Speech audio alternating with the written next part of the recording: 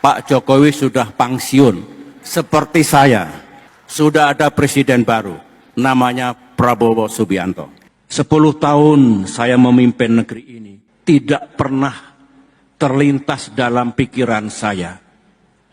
Apalagi melakukan cawe-cawe dan intervensi buruk untuk merampas kedaulatan sebuah partai. Ini adalah etika yang saya pahami. Hidup Jokowi itu blunder besar. Ya. Pertanyaannya, apakah itu spontan? No, itu bukan spontan. Itu sudah direncanakan. Assalamualaikum warahmatullahi wabarakatuh. Kembali lagi di channel Prayoga Muhammad. Ya teman-teman semua, ada foto termahal tahun ini. Kalian udah lihat belum? Nih fotonya. Gimana guys? Tapi sebelum kita masuk ke situ, kita lihat dulu videonya.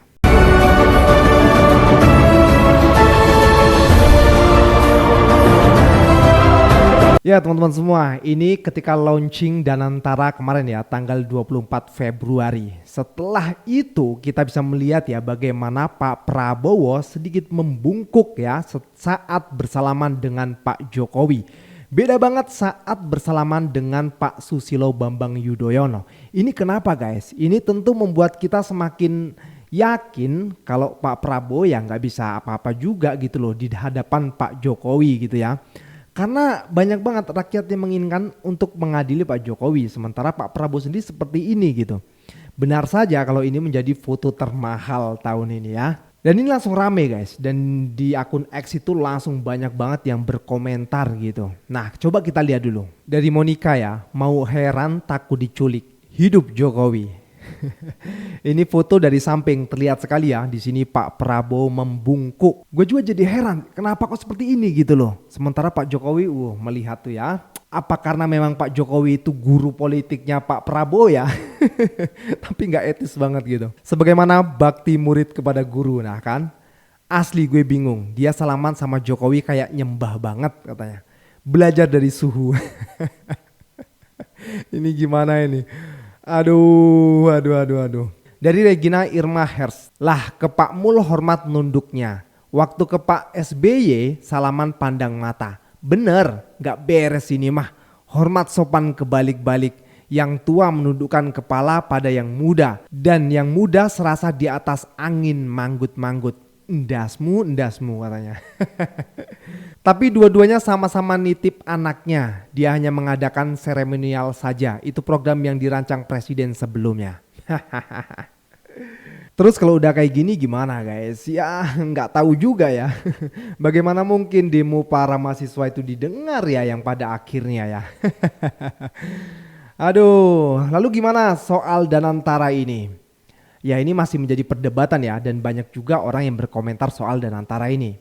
Kan pada akhirnya Danantara ini sudah launching ya, dan pastinya akan dijalankan. Jadi ya mau nggak mau kita juga harus tetap optimis guys. Mudah-mudahan ya profit lah, jangan sampai nanti malah justru menjadi bancakan orang-orang yang suka korup ini. Jangan sampai lah ya. Nah dan yang kedua teman-teman semua, ada video viral juga nih ya mengenai pidato dari Pak SBY yang sepertinya menyentil Pak Jokowi ya dengan mengatakan ya Pak Jokowi itu sudah mantan seperti saya.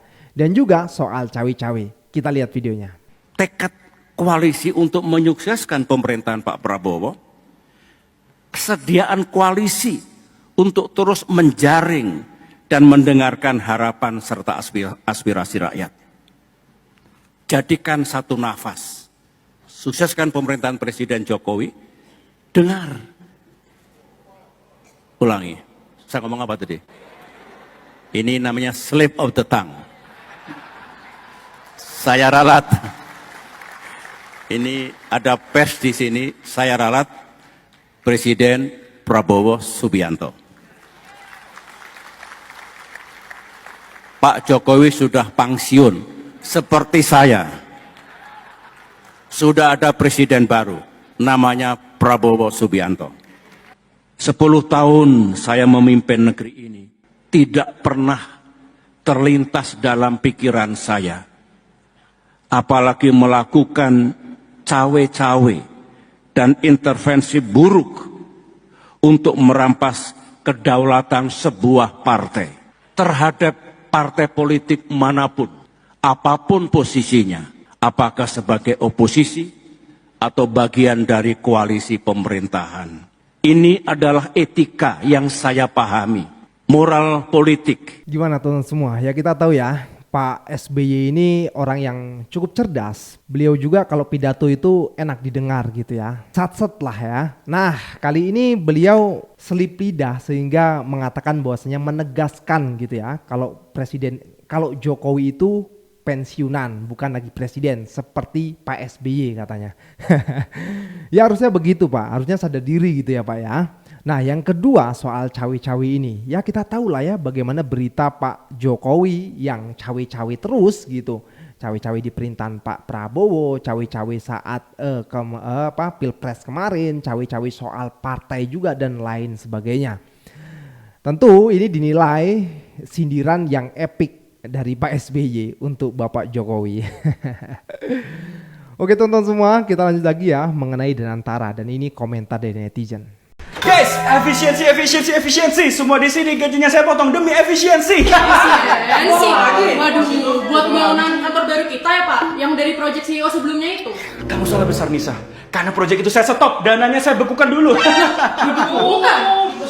Pak, kantor kita udah ngutang kemana-mana Pak. Efisiensi itu terus untuk apa? Jadi itu untuk pembangunan divisi baru kita, namanya Danantara. Emang buat apa Pak? Urgent banget ya sampai harus nge-stopin kantor baru. Ya urgent lah teman-teman. Kalian tahu nggak? Nanti semua aset kantor kita jadi satu di divisi itu. Dan kalian tahu apa yang menarik? Apa Pak? Divisi itu tidak bisa diaudit dan diawasi oleh divisi lainnya. Mau tahu apa yang lebih menarik lagi? Apa tuh Pak? Bentar, saya minum anggur dari Alexis dulu. Segar juga ya. Jadi pengawasnya adalah CEO sebelumnya. Pak, kantor kita itu punya publik atau punya keluarga CEO sebelumnya sih Pak? Opung Luhut bilang Danantara tidak akan dikelola orang titipan. Percaya kalian gak? Percaya kalian? Kalau aku sih kagak percaya guys, sumpah dah. Pejabat-pejabat kita kan banyak kali bohongnya. Dulu pernah bilang kalau dia bakalan pensiun, gak bakalan mau lagi menjabat sebagai menteri. Alah, sampai sekarang masih hidup dia. Lagian sulit dipercaya sih, sedangkan di kabinetnya aja banyak menteri titipan. Apalagi pengelolaan uang, lahan basah, kagak mungkin lah. Kagak ada titipan gitu. Pasti mungkin.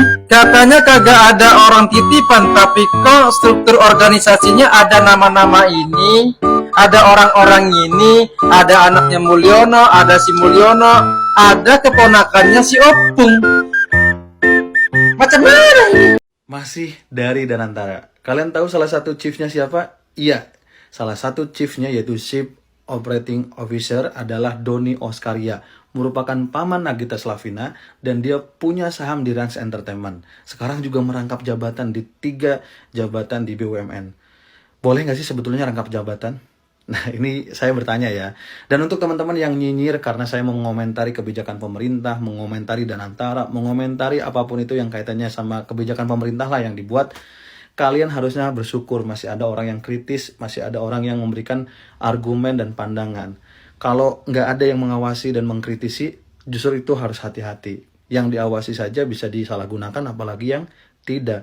Dan kemarin ada yang bilang, terutama Pak Luhut, nggak ada titipan-titipan tuh di Danantara.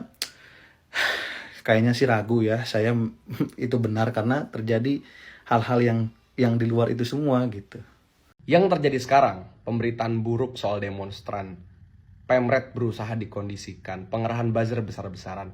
Kalau kata buku politik kuasa medianya Noah Chomsky, itu bagian dari propaganda otoriter kekuasaan loh. Lo bisa bandingin aja lah, media internasional itu ngasih judulnya semulia ini. Soal gerakan publik itu dianggap semulia itu. Terus satu sisi, media di Indonesianya ngeliput berita-berita yang kayak gini. Seakan-akan para demonstran atau publik itu bener-bener salah gitu, bener-bener kriminal. Padahal kalau lo datang ke aksinya langsung, terutama di Jakarta, mau lo mahasiswa, buruh, kelas menengah, akademisi, influencer, pengusaha, siapapun, di jalan itu sangat akrab, hangat, rasanya seperti lagi reuni. Bahkan ada yang bagi-bagi haus, bagi-bagi roti, saling foto-foto dan sebagainya. Suasananya begitu akrab. Tapi gue heran nggak? Enggak. Kalau di bukunya tadi ya, Politik Kuasa Medianya Noah Chomsky, ada satu perumpamaan yang menarik bahkan. Kalau bajak laut, jumlahnya lebih kecil, mengeruk suatu pulau, itu seakan-akan dianggapnya pencuri, perompak, kriminal.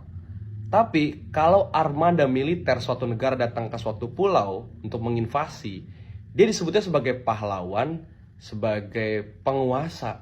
Padahal dia mengeruk dalam jumlah yang berkali-kali lipat lebih besar. Itu namanya propaganda media. Jadi kalau mau dibandingin seberapa banyak demonstran yang merusak itu juga diakibatkan karena marah, karena lagi protes, mau dibandingin sama kekuasaan yang berapa banyak merusak pohon, berapa banyak mengkorupsi uang APBN, berapa banyak merusak demokrasi, berapa banyak melakukan nepotisme, kalau mau dibandingin sih boleh. Boleh aja. Ya nggak heran juga kalau media di Indonesia mungkin sedikit yang enggak lah, Tempo misalnya enggak, itu cenderung malah berpihak kekuasaan. Ya kita tahu lah siapa-siapa aja bos-bos besar pemilik media-media di Indonesia.